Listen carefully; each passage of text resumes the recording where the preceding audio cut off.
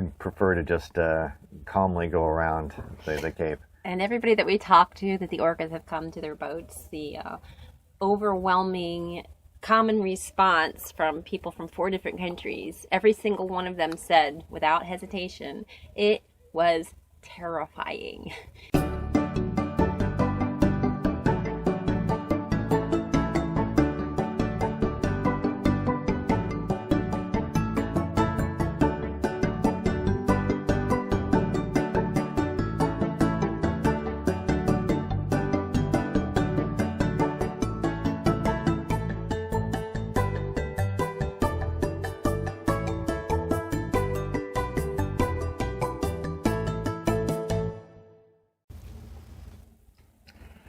Now that we've made it to Spain, one of our concerns is the recent trend these days of orcas along the Atlantic coast of Portugal and the northwestern coast of Spain. So we're planning on heading down to Portugal, and we are going right against the migratory pattern of these orcas as they come up from the Straits of Gibraltar all the way up through to the Bay of Biscay.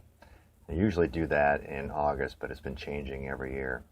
This phenomenon happened 2 years ago, pretty much right around when COVID hit, probably no relation. But the orcas, for some reason, started interacting with sailboats. And so there's a website that we've been following that's keeping track of these. It's called orcaiberica.com. You can go on there and it'll actually show you the latest incidents that have involved orcas in the last 2 years, 3 years, and what's happening. Now, one of the things that is the topmost of our mind is we arrived here on July 23rd, and on July 24th there happened to be an incident about 5 miles from the harbor here, directly where we were on Friday. Some of the footage, some of the video footage is actually kind of spectacular. You see these orcas jumping through the water like dolphins coming to play with your boat. And of course they're about 10 times the size and quite more threatening, even though the ones that are attacking are juveniles, so they're not full grown, they're not Shamu size, thank God. But they still provide quite a bit of a wallop, and people have reported the fact that the noise when they are bumping against your hull is deafening.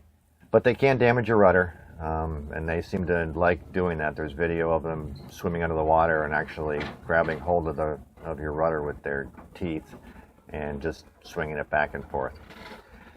So the consensus is to, if you do encounter these animals out there, is to shut off everything. Shut off your engines, take your sails down, just let them play with you, do what they're doing, unlock the helm so that they can actually swing it without any resistance, and then wait till they go away, which could be anywhere from 15 minutes to 2 hours.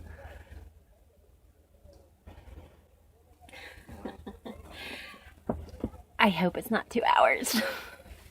We all hope it's not 2 hours, but we'd prefer to just calmly go around the Cape. And everybody that we talk to, that the orcas have come to their boats, the overwhelming common response from people from 4 different countries, every single one of them said, without hesitation, it was terrifying. Because these animals are big.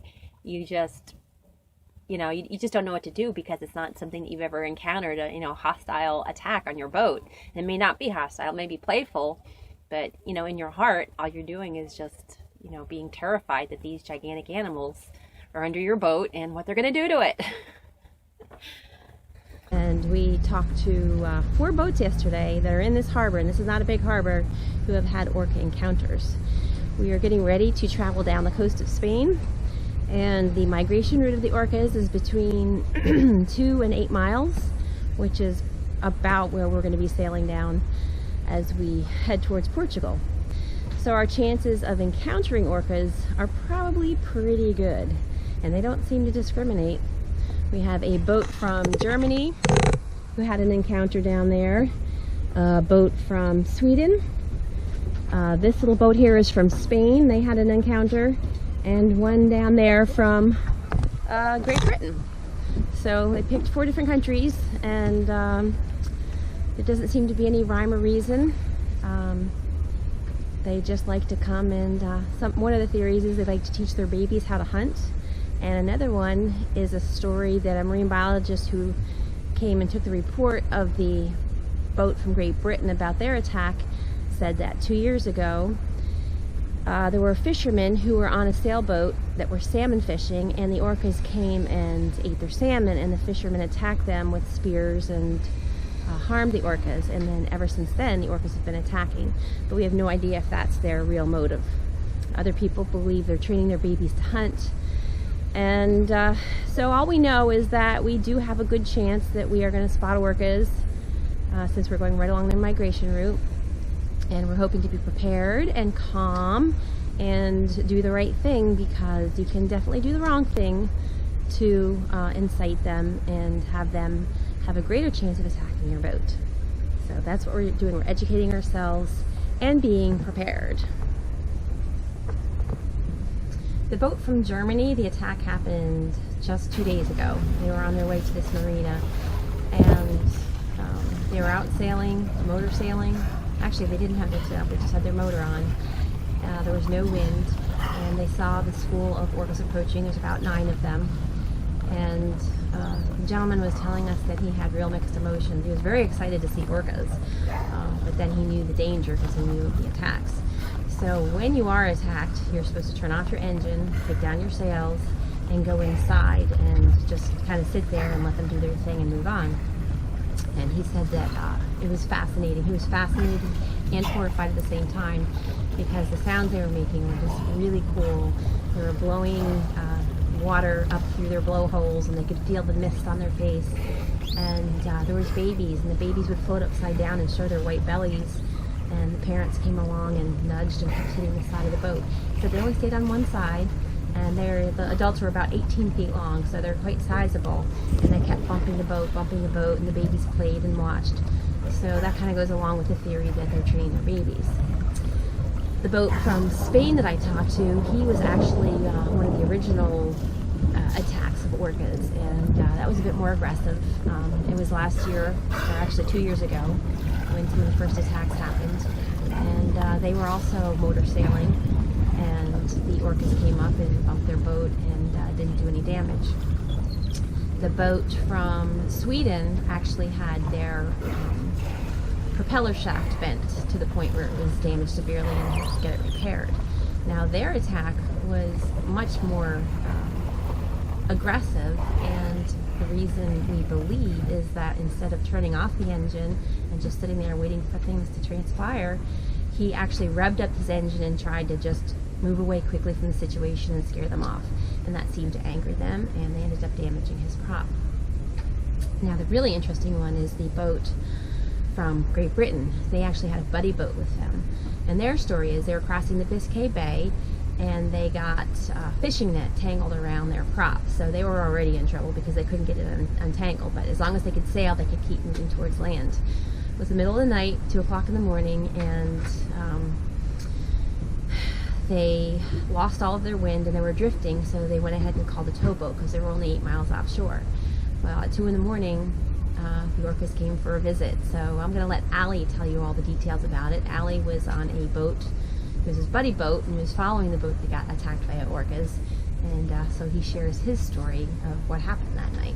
But So you left from Portsmouth, yeah, and you came across the Bay of Biscay, Yeah, we crossed which the Bay of is what Biscay. we did, and so nothing happened until you got within. nothing happened. It was the last, really good sail the whole way. Like a bit of motoring, a bit of sailing, some big waves here and there, but the trip was actually really good.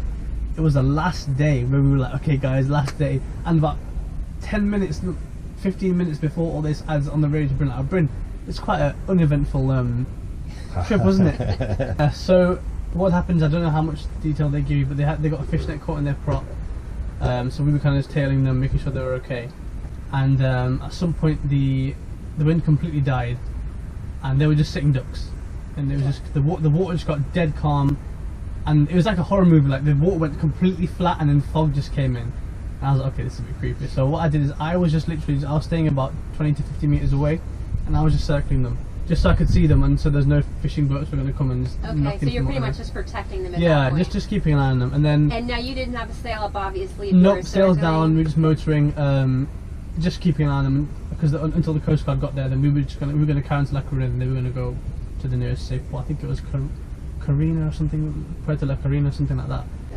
Okay.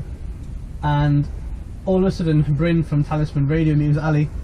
I think I've just seen a whale. I'm not sure. I think I've just seen a blowhole. I was like, oh, what kind of whale did it look like? I was not sure. I just saw a blowhole. I was like, okay, cool. So I put the VHF down and I went on top of the deck. I was just everything was calm.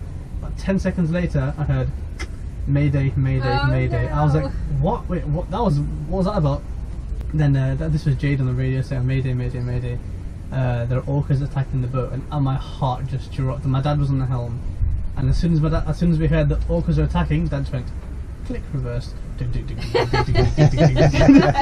just really slow up.